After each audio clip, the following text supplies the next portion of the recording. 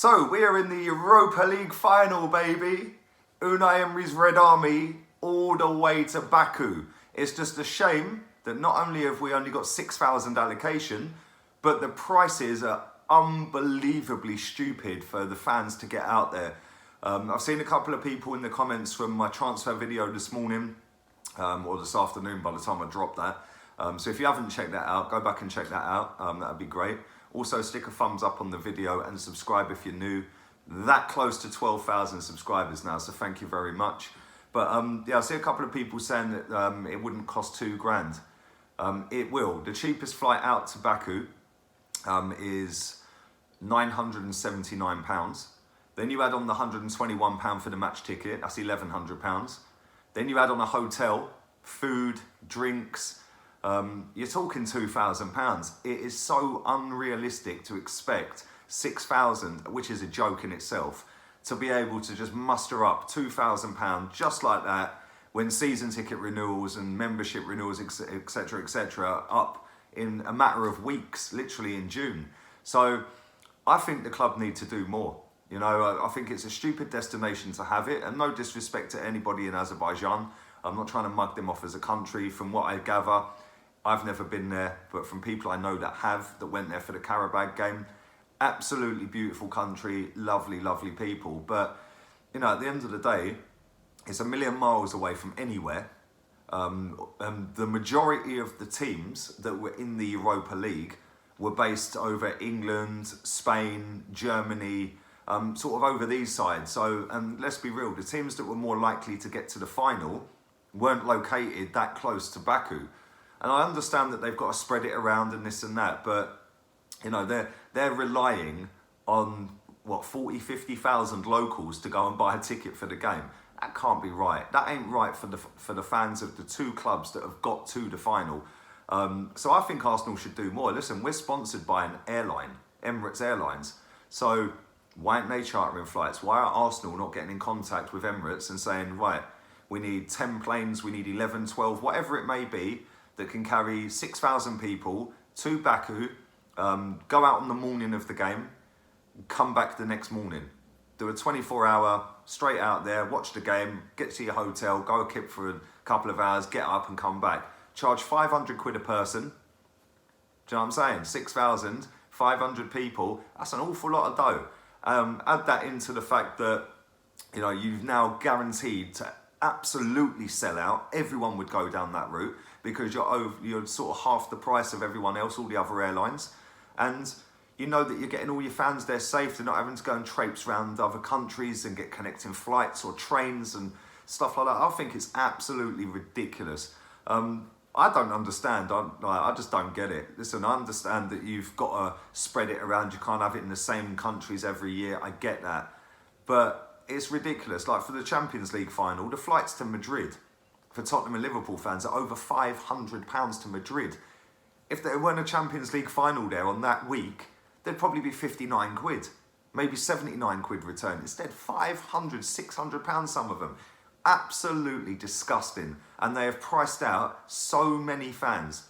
Why not switch it to Wembley? It's round the corner. Get 80,000 Arsenal and Chelsea fans in the ground. Everyone gets a day out and it only costs 120 quid for the ticket. But what do I know? Anyway, let's get into some player ratings. I did player ratings with Kenny Ken last night on a.f.c. I thought we were a little bit harsh, so I've reevaluated some of them. But I'm going to start with Petr Cech. I don't think he had a great deal to do in the game. His kicking was good. He actually set up the equalising goal from his goal kick. He booted the ball up. Lacazette wins the header. Bamian's in and bosh, straight in the bottom corner. So that was a good bit of stuff that he'd done. Didn't have to make a great deal of saves. Most of their shots were high, wide and handsome. Couldn't really do anything about the two goals that they scored.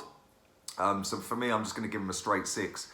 Maitland-Niles, I don't think I was overly harsh on him last night. I gave him a 4. I'm going to stand by a 4. I don't think he was great. Listen, it didn't count in the end. It didn't matter. But he was the liability in the team last night. He kept getting rinsed down that side. Their first goal, he bombs forward. He goes to cross the ball in the box and then literally walks back. Europa League semi-final, he was walking. Know what I'm saying? What's that all about? So yeah, 4. After that, I think he got rinsed a few more times down that left side, their left side, our right side. But I think that, you know, listen, he's playing out of position, so I understand that. But at the same time, you know, last week he had an absolute nightmare in 20 minutes against him, and then after that he played his way out of it. I don't really think he played his way out of it this week, but hopefully next game he does. On the other side, Kolasinac, I don't think he put us in as much trouble, or if any trouble really. I thought he was just quietly effective. He didn't really do a great deal that was great, but he didn't do anything really that was poor. I thought he had a all right game. I'll give him a 6 out of 10. Let's go on to centre-backs. I'll start with Socrates. I thought he was out of position so many times last night, and he's been weak the last 3 weeks. He's been so off his game. But luckily the others have stepped up. So I'm just going to give him a straight 6 as well. He didn't really do anything of any note that worried me, but he did play him on side a couple of times and was out of position. Didn't track a runner when they had a breakaway. I'll give him a 6. Let's go on to Koscielny, captain for the night. I thought he led the back line pretty well. I think that when Maitland-Niles was having a bit of a mare, maybe him and Socrates could have had a word with him. Neither did. But we know Koscielny's not a vocal leader. But I think he played pretty well, to be honest. I'm going to give him a 7. Nacho Monreal, I'm going to give him a 7 as well. I thought he was pretty decent, and I prefer him at left back. I don't want to see him at centre back, but I think that last night I thought he played pretty well at centre back. Again, another one that's just consistently pretty decent. Doesn't give me panic stations when he's in the team. Doesn't make me think, oh no, not him again. Do you know what I mean? Or when he does anything wrong in the game, it's, oh look, it's him again. I never really get that with him. He's quite a consistent performer. So yeah, 7. Into midfield, Lucas Torero gave away a couple of sloppy free kicks. Let a couple of runners run off of him in the first half especially. Second half we got more of a foothold in the game and just killed it from there. It was very reminiscent of last week as well. Last week they scored early and they were all over us, and then we just took the game away from them quickly.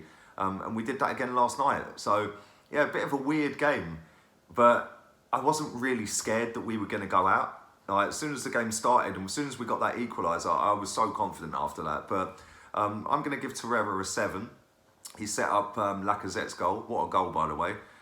Next to him, Granite Shaka quietly went about his business. Didn't really notice him massively on the pitch. I thought he dictated the play at times, slowed it down when he needed to, sprayed the ball out wide to a Bamian when he needed to as well. I thought he played pretty well. I thought he played reasonably well. I'm going to give him a 7 as well. Mesut Zil. I'll be honest, I didn't really notice he was on the pitch, especially first half. Second half, he grew into the game a little bit, but one thing I will say about him is first half as well, when Maitland-Niles was walking about, he was also walking about as well, and I didn't like that. Like I said, it's a semi-final, but like I'm saying, he did grow into the game, and he slowed it down when we needed to slow the game down, and that just took the wind out of their sails. Didn't really do anything great going forward. I don't think he put that many threaded passes through the lines or anything decent of any note going forward. But what he did do is just slow the game down, which was fantastic. So yeah, I thought he done all right. I'll give him a 6 out of 10. On to the strikers. We'll start with Lacazette. Unbelievable levels of work rate. And that's what frustrates me with him and the Bamian. I'll come on to a Bamian in a minute. Lacazette, we know he's got that. We know he grafts. We know he battles for every header. We know that he's going to try and keep the ball. And I thought he was superb last night. I thought the way he kept the ball, the way he was backing into to defenders, the way he took his goal was just unreal. Brilliant goal. But yeah, I thought he was fantastic. He obviously nodded it on for Aubameyang's equaliser. I'm going to give him an 8 out of 10. I thought he was superb last night. On to Aubameyang. That was his best game for Arsenal. And if you take out the 3 goals that he scored, he was still the best player on the pitch. And that is why I get so wound up with him. Because how many times he's played, 60 odd games for Arsenal now? How many times has he been that good? And I'm not just talking about hat-tricks. Like I said, take his 3 goals out of the equation. How many times has he played with that level of intensity, that level of strength? He was backing in, he was winning headers, he was holding the ball up. He was taking his man on down the wing. You know, the Lacazette goal, that was him going for a 50-50 foot race. He lost the race unbelievably, although that guy is really, really quick as well. But he never gave up, and he got his foot on the ball. Torero's in, squares it to Laka, and he scores. And it's like, how many times has he done that for Arsenal? I know he scores a hell of a lot of goals, but if he adds that to his game and does that week in, week out for a whole season, this geezer would be unbelievable alongside Lacazette, who has that about his game. But like I said, last night, wow. The third goal was mad. The first goal was good, very good. The second goal was decent. It was an all-round performance. He was superb last night. I was going to give him a 10, but I'm not going to. I'm going to give him a 9. I thought he was superb, and we've only really seen that against Tottenham, Chelsea, and last night. That's the 3 games that he has gone and tracked back and hassled and harried people, took his man. He was brilliant, absolutely brilliant. Let's hope he's like that in the final, because if both of them two are like that in the final, we have a massive chance to win it. Let's go into the substitutions. Mustafi and Guendouzi, I don't really think they did a great deal when they came on. Mustafi hardly had any minutes anyway. I'm going to just give him a straight 5. Mycket Arion, I thought he played pretty well when he came on. He was running at people. I think he set up one of the goals. I thought he was superb for the little cameo appearance that he had. I'll give him a 6.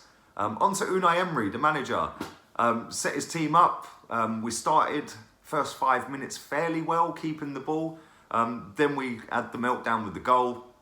But we recovered quickly, and that was the key. That's been the key to both of these games, is recovering quickly and then taking the game away from him quickly.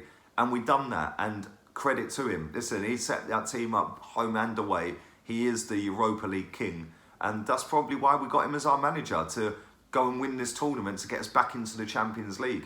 And we're on course to do that. I'm going to give Unai Emery a 9 out of 10. On to the fans, the travelling fans that went out there. I've seen all the videos from the Mestalla.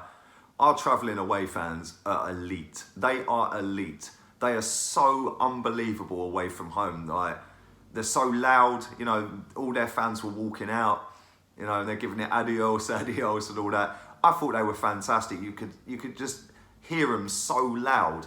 And that's not an easy stadium to go to and be loud, because it's an intimidating stadium. Their fans over there are crazy. So fair play to our fans, 10 out of 10 to every single one of them. I'm still buzzing. I was absolutely shattered when I woke up this afternoon, or this morning, sorry. So yeah, if you want to go and watch my transfer video, I'm half asleep and I was a little bit hungover as well. Don't forget also, my transfer video will be out tomorrow. My daily transfer update will be out 7 o'clock in the morning. It won't be a midday job like today. And then tomorrow, there will be the press conference reaction.